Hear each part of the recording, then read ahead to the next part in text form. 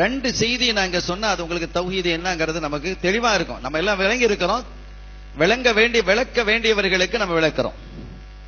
ரப்பல் ஆலமீன் அல்லாஹ் ஜல்ல ஷானஹு வ தஆலா எல்லாரையும் சுஜூது செய்ய சொன்னா எல்லா மலக்குமார்களும் சுஜூது செய்தார்கள். இல்லா இப்லீஸ் அபா வஸ்தக்பர வ கான மினல் காஃபிரீன். இப்லீஸ் மறுத்தான், அவன் காஃபிராக ஆனான் என்று குர்ஆன் சொல்லி காட்டுகிறது. சங்கையானவர்களே, அவன் சொன்னது என்ன தெரியுமா? அல்லாஹ்விடத்திலே அவன் செய்த வாதம் என்ன தெரியுமா? நான் உனக்கு சுஜூது செய்வேன், ஆதமுக்கு என் தலை சாயாது. நான் சுஜூது செய்வதாக இருந்தால் என்னுடைய சென்னி உனக்கு மாத்திரமே சாயும், வேறு யாருக்கும் என்னுடைய சிரம் சாயாது என்று வாதம் பேசினான். நமக்கு கேட்கறதுக்கு நல்லா இருக்கா? இல்ல, இதுதானே தௌஹீதா இருக்கணும். இது தௌஹீதுனா இதுதானே தௌஹீது. அதுதான் தௌஹீது என்று சொன்னால் இன்று தங்களை தௌஹீது வாதிகள் என்று சொல்லக்கூடியவர்கள் அந்த தௌஹீதில் தான் இருக்கிறார்கள், இப்லீஸினுடைய தௌஹீதில் இருக்கிறார்கள். சுஜூது செய்யுங்கள் என்றதும் மலக்குமார்கள் எல்லாம் சுஜூதிலே விழுந்தார்கள், அவர்களை கண்ணியப்படுத்தினார்கள். ஆதம் நபியை கண்ணியப்படுத்தும் முகமாக அந்த சுஜூது நடந்தது. இன்று நபிமார்களை, வலிமார்களை, சாலிஹீன்களை நாம் கண்ணியப்படுத்துகிறோம் என்று சொன்னால் ஆதம் நபியினுடைய அந்த மலக்குமார்களினுடைய தௌஹீது எதுவோ அந்த தௌஹீதில் நாம் இருக்கிறோம்.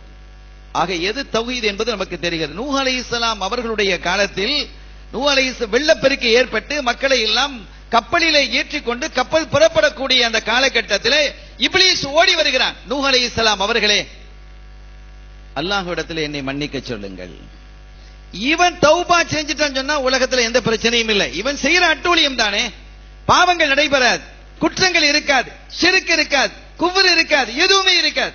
இப்படிப்பட்ட ஒரு நிலை உருவாகிவிடும் என்று சந்தோஷித்த அவர்கள் அல்லாஹ்விடத்தில் பிரார்த்திக்கிறார்கள். இறைவா, இப்லீஸ் மன்னிப்பு கேட்கிறான், அவன் தௌபா செய்வானா? அவனை கபூல் செஞ்சுக்கான், இஸ்திக்பார் செய்வதற்கு தயாராக இருக்கிறான் என்றெல்லாம் கேட்ட பொழுது அல்லாஹ் சொன்னா, அதுக்கு என்ன இருக்கு, ஓகே பண்ணிட்டான் அல்லாஹ். அப்படித்தானே? அவனுடைய தௌபாவை ஏத்துக்கிடணும். சரி, நான் ஏற்றுக்கொள்கிறேன் என்று சொல்லிவிட்டு ஒரே ஒரு நிபந்தனை தான், அவனுக்கு தௌபாவே ஒரே ஒரு நிபந்தனை தான். என்ன நிபந்தனை தெரியுமா? என்ன நிபந்தனை தெரியுமா? ஆதம் நபியினுடைய கபரிலே அவனை போய் சுஜூது செய்ய சொல்லுங்கள்.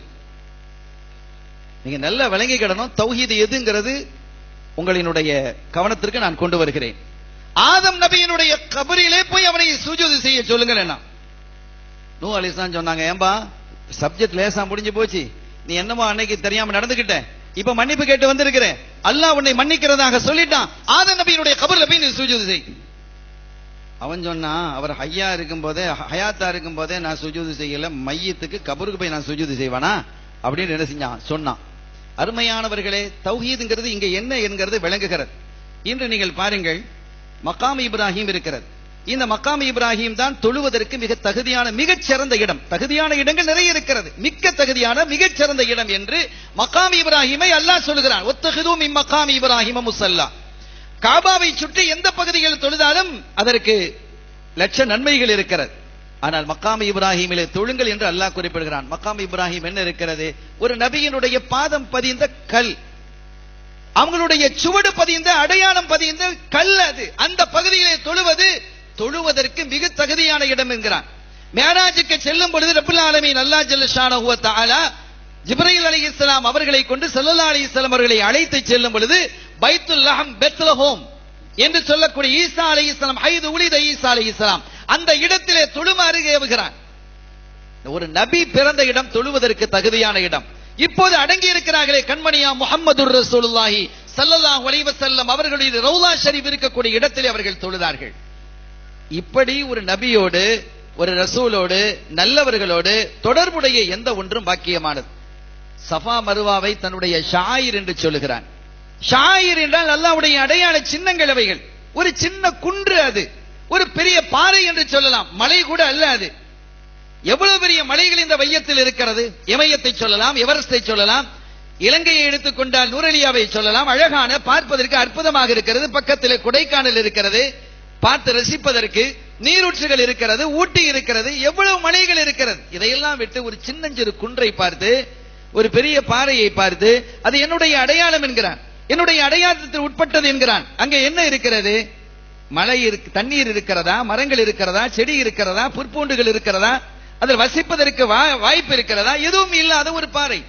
ஹாஜர் அலைஹிஸ்ஸலாம் ஒரு நபியினுடைய மனைவி, கண்மணி நாயகம் ஸல்லல்லாஹு அலைஹி வஸல்லம் அவர்களுடைய ரூஹை சுமந்தவர்கள். அந்த நஸபில வர்றாங்க. அப்படிப்பட்ட ஒரு பாக்கியமான ஒரு விலாயத்து உள்ள ஒரு பெண்மணி, அவர்களுடைய பாதம் பதிந்ததால் அதை சிறப்பாக ஆக்கி அவர்கள் செய்த தண்ணீரை தேடி ஓடி அந்த ஒன்றை இபாதத்தாக அல்லாஹ் ஆக்கினான். உம்ராவிலும் ஹஜ்ஜிலும் ஃபர்லாக அல்லாஹ் ஆக்கி வைத்திருக்கிறான். மார்க்கம் ஷரியத் ஆக்கி வைத்திருக்கிறது. எனவே எது தௌஹீத் என்று நமக்கு புரிகிறது.